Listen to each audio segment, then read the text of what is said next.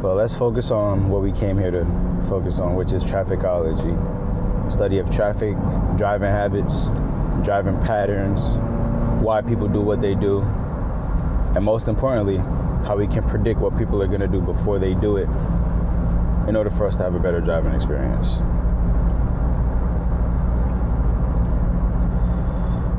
I didn't really want, you know what, let's just get to the business. This side of the parkway is a little bit tighter. As you can see, there's the railing right next to you. So it's not the most popular lane to be in. And sometimes the people that are in this lane tend to be a little bit slower and a little more cautious. Buddy next to me driving with the windows open. Maybe I should take a page out of his book and turn this noise cancellation on. I think I'm good there. So now we can all drive with the window down. Woo-wee. So one thing about driving with tints, as soon as you put that window down, it feels like a different environment completely. Like completely a different environment with the windows down.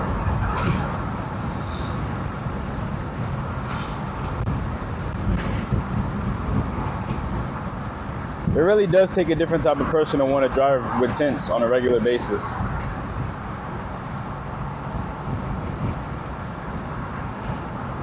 Try to see if you got anything close to 5%.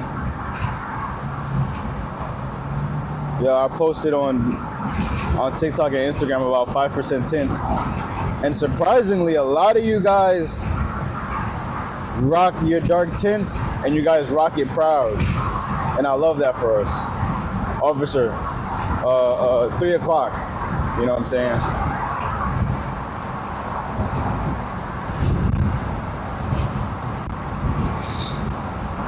Not that the officer being there has any effect on my driving because, you know, what do I look like breaking the rules, you know?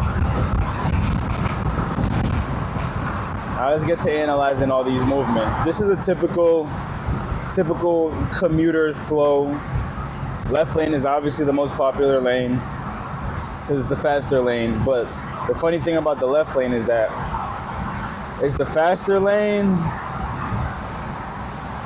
but it's also the lane that I've noticed sometimes has the most amount of cars in it. But surprisingly, because of the energy that's associated with the left lane, it always has more cars, but if you're in the left lane, you're probably still gonna move faster than people in other lanes. I made a video about this exit over here, 139B. Maybe next we'll do exit 140. What's going on over here? We got a double pullover? Interesting. Oh, he's getting up. You see? He just had his turn signal on but didn't really move at all. I don't know what his deal is. But I kind of have a new perspective on people driving now because I was on the train yesterday and this guy from Germany sat across from me and he literally talked my ear off the whole ride. In a good way though. In a good way. So when I saw that guy up in front of me with the right turn signal, like he wants to go to the right lane, but he wasn't going to the right lane, of course it irritated me because it's...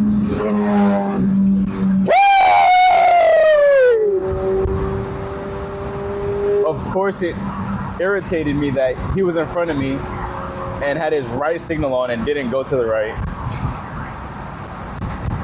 But then I'm like, as I drive past him, his face low-key reminded me of the German guy that I was talking to. And I'm like, if he was driving on the parkway, he'd probably be way more cautious, try to be way more safe. Hey, Mercedes, you gotta wait for me, gang. If that German guy was driving on this parkway, I don't know if he has to drive on this parkway. I could imagine him being, oh my goodness, are you gonna wheelie? Oh my goodness, that sound is, oh my goodness, that sound is mesmerizing. Listen, chat. When I get my next motorcycle, because at some point in my life, I will own another motorcycle, then you'll be able to You know what I'm saying? See me talk on the highway on 2 wheels instead of 4 wheels. But nonetheless, let's go back to this guy in front of me with the turn signal. If the German guy was here, I could imagine he could be a little bit more cautious because 1, you're not from here, 2, you're not as comfortable with the place. You want to be safer, right? And that's perfectly fine. If there was someone that I cared about, I would prefer that they drive in a safe manner as opposed to driving like me, all calculated and just in and out, in and out. Like, I feel more at ease if you drive safe, you know? So just because you can, all right, let's take it easy. Just because you can doesn't mean everyone else can. And that's fine. Everyone has different levels of comfortability behind a wheel because these are giant machines that are capable of doing a multitude of things, okay? And they weigh a lot, you know? If a little 5-year-old girl runs up to you and tackles you, it's gonna be way different than if a grown-ass adult, 250 pounds, runs up to you and tackles you. So you gotta be careful with this machinery over here. And you gotta understand that people deal with things differently. You might be super comfortable behind this joint. You might hiss. But would your grandmother, would your auntie, would your uncle, would your cousin that's scared of everything be comfortable behind this bad boy at a certain speed? Probably not. That's why we have people that stay in the right lane for most of their commute. You know how many aunties, elderly aunties I've seen chilling in the right lane, and I'm like, you know what? Good for you, auntie, because you getting around, you doing what you got to do, but you're doing it in a safe manner. You feel me? That doesn't mean that we can't be better. That doesn't mean that we can't all improve our driving capabilities to improve our comfort and improve our cohesion with the road. But better safe than sorry for the most part. Now me, I'm a no-nonsense kind of guy. I get straight to the point.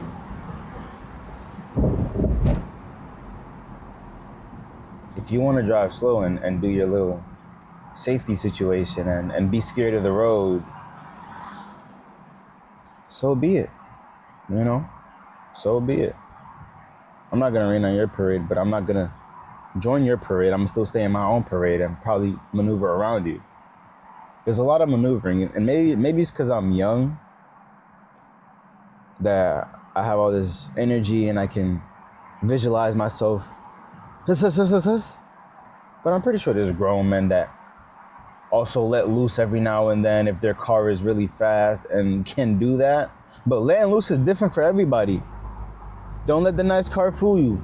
There are cars that are way nicer than the driver sitting in the seat. And that's a fact. You ever see I had a buddy of mine, had a real nice car. We were driving somewhere. And he was like, I'm gonna show you what this baby could really do. And I'm like, hold on. You gonna show me what this baby could? You don't. All right. So I let him do what he do. And the car was a very capable vehicle.